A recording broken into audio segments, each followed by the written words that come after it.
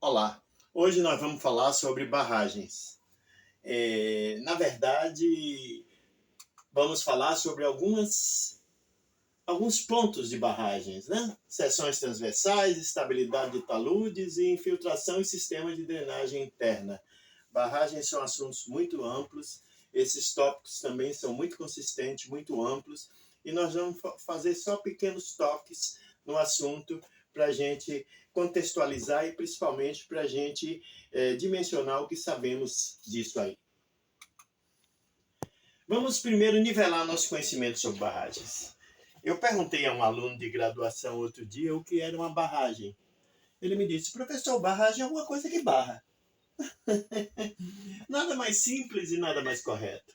Barragens são estruturas transversais, geralmente no meio de cursos de água. A gente vai ver também, pode ser para conter rejeitos, pode ser para conter sedimentos, e acumula grandes quantidades de água ou deposição de outros materiais líquidos e até sólidos, como, por exemplo, rejeitos industriais.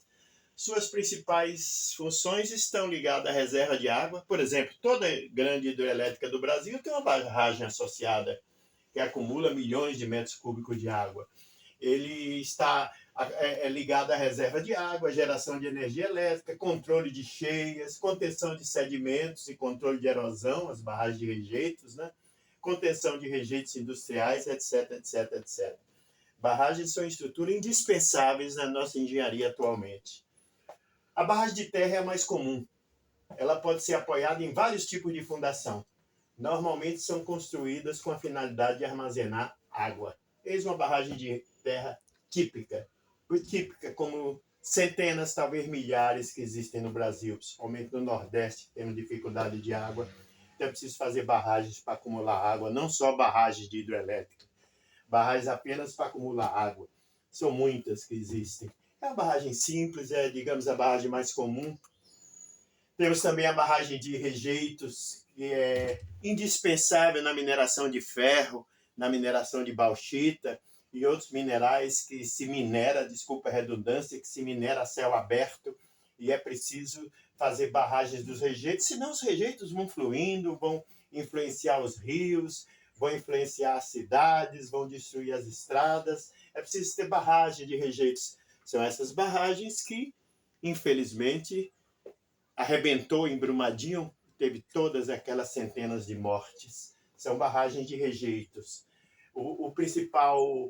A principal função é um acúmulo de processos industriais. Se a gente está falando de mineração, que é onde mais se usa barragem, mas são processos industriais de um modo geral. Como eu disse, mineração de ferro, no Pará, em Minas Gerais, mineração de bauxita, que é a matéria-prima do alumínio, também em Minas Gerais e no Pará.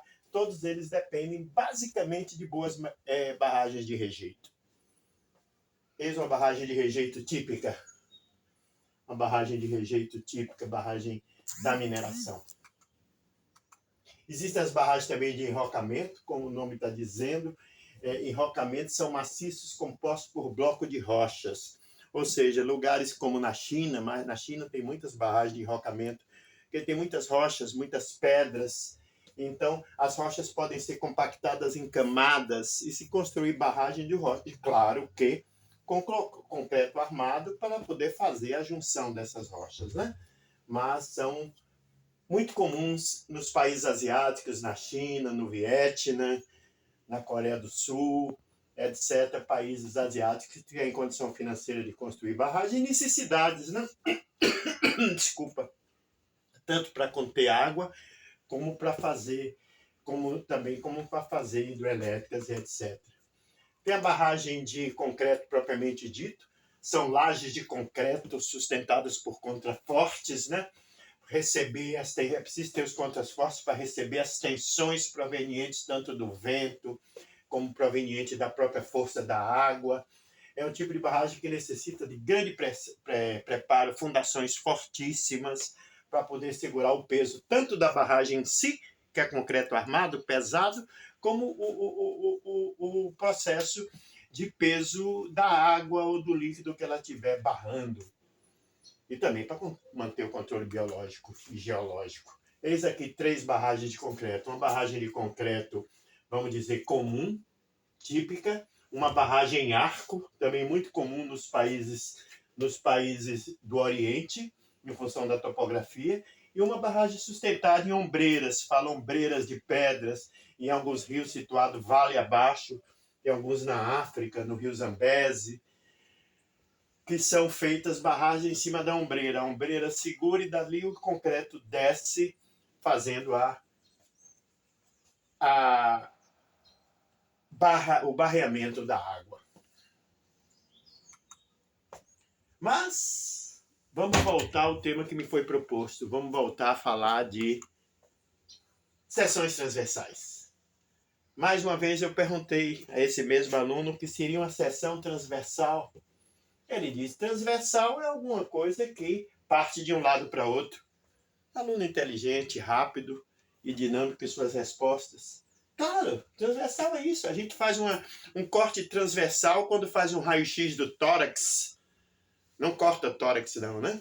Mas corta transversal. É um raio-x, uma fotografia transversal do tórax, quando faz um raio-x do tórax, quando faz um raio-x de alguma parte. Se você quer fazer em 3 dimensões, você faz uma ultrassonografia, mas o raio-x faz um corte transversal.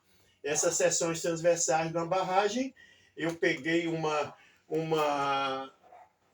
figura que eu achei muito interessante, que ela tem aqui todo, como se fosse aqui uma barragem, aqui a montante, aqui a jusante, eu vou dizer o que é montante e jusante, e aqui como se fosse um maciço estabilizador de jusante, com os drenos para a água, se a gente também vai conversar adiante, os drenos para evitar a queda da barragem, o tapete drenante também, dreno, né, o maciço estabilizador, e aqui uma seção transversal. Claro que ninguém cortou a barragem para fotografar.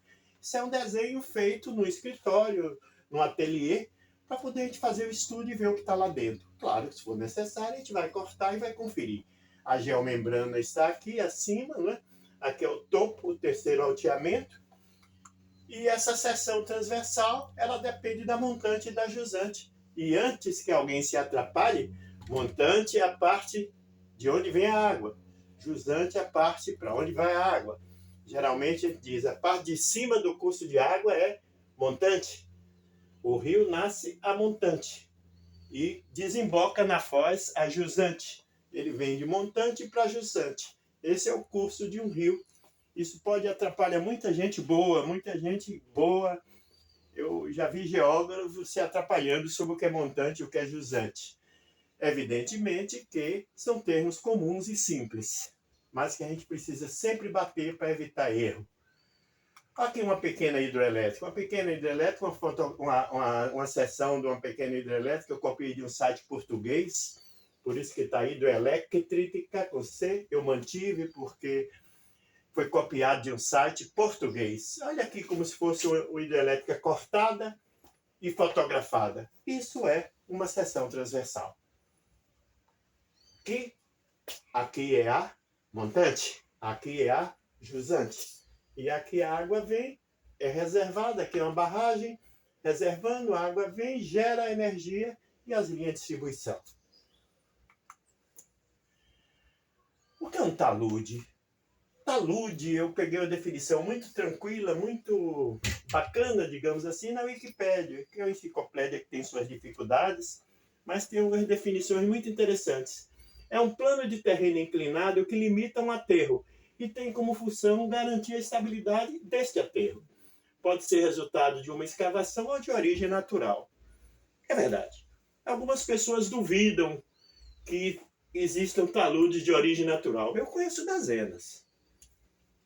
No Pará, em Parauapebas, Marabá, Canaã dos Carajás, Eldorado dos Carajás, Curionópolis, na mineração de ferro, no setor ferroso norte da Vale, existem diversos taludes de origem natural.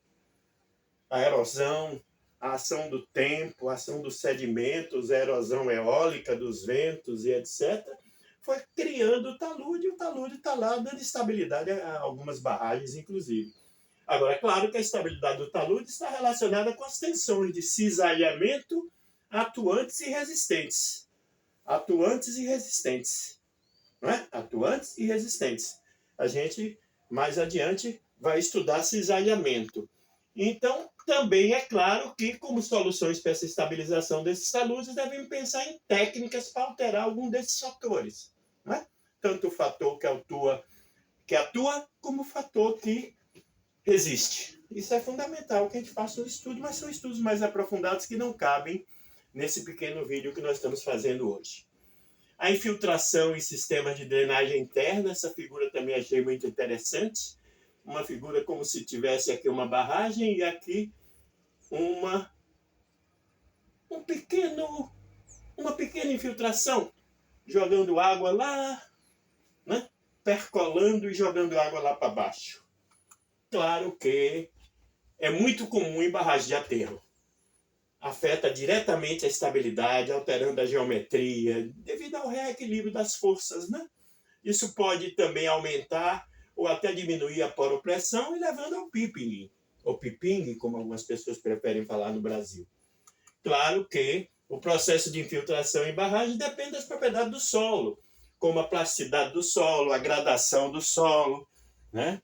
o índice Califórnia dos solos. Argilas plásticas com IP menor do que 15 são muito suscetíveis à infiltração. Já vi também muitas no Pará. Não é? Os solos com índice Califórnia abaixo de 40 e com argilas plásticas com IP menor do que 15. É infiltração certa, percolação certa. E ninguém segura a percolação. Percolação é a descida gravitacional da água no solo. Não confundam com lixiviação. Lixiviação é o corrimento da água, geralmente pluvial, de um lado para outro, arrastando o que tiver. São águas de lixiviação. Eu vi uma repórter outro dia, de uma emissora de televisão, falar que as águas de percolação estavam arrastando os móveis da comunidade. Poxa, não era água de percolação, era água de lixiviação. Percolação é a infiltração da água de cima para baixo graças à força da gravidade. É impossível segurar a percolação. Eu, pelo menos, não conheço nenhum termo que segure a percolação. Agora, esse fato de propriedades do solo, digamos assim, não agradáveis, como gradação, grau de compactação, índice Califórnia, etc., e também erros crassos na classificação do solo. Eu peguei um memorial descritivo de uma barragem em Minas Gerais que tinha uma descrição da classificação dos solos completamente absurda. A pessoa que fez descobriu um oxissolo num lugar que claramente era um latossolo vermelho-amarelo. Então, isso faz com que esses problemas dessa má execução da estrutura já vá criar um futuro infiltração na barragem, sem dúvida nenhuma. Para mitigar e até mesmo eliminar esses fenômenos, além da constante supervisão, monitoramento e fiscalização, isso é básico em barragem. Foi a falta de ação, apesar de que era monitorada, a falta de ação que derrubou Brumadinho. Que derrubou a barragem de Brumadinho e perdemos centenas de vidas. Isso a gente tem também, tem de providenciar um eficiente sistema de drenagem. Mas não adianta só ter a drenagem, é preciso ter fiscalização, monitoramento constante. Porque a água não se controla somente com nossa vontade. A água descendo é praticamente impossível segurar. Então, para mitigar e até mesmo eliminar, além da constante supervisão, monitoramento e fiscalização, devemos ter um sistema muito bem feito de drenagem, como esse aqui. Olha uma canaleta de drenagem bem clara nessa barragem. Aqui está a montante, aqui está a ajudante. Aqui o talude de montante, aqui o talude de jusante. Aqui tem a canaleta de drenagem. Agora, eu estou falando aqui da drenagem externa. A drenagem interna, como eu falei, a drenagem interna, a água não tem como segurar a percolação. Então, o que nós temos que fazer é canais de drenagem dentro da barragem para jogar essa água que percola para a área externa, para daqui essas canaletas levar para fora da barragem. Porque não tem como segurar ela descendo. O que vai ocasionar é empoçamento de água, que vai ser o pior do que o soneto. O sistema de drenagem pode ser dividido em drenagem interna e drenagem externa, claro, também conhecida como superficial. Devido à impossibilidade de impedir a percolação, falei já muito sobre isso, deve-se incorporar nessa região estruturas que permitam o fluxo de forma controlada para a região externa. Ou seja, se nós não podemos controlar a percolação da água, vamos criar canais internos no maciço da barragem que nos levem essa água para a área superficial da barragem, para daí ela sair da estrutura que pode nos incomodar. Claro que esses temas são muito profundos e merecem uma abordagem muito mais aprofundada, que pode ser realizada em outros encontros. Por ora, muito obrigado.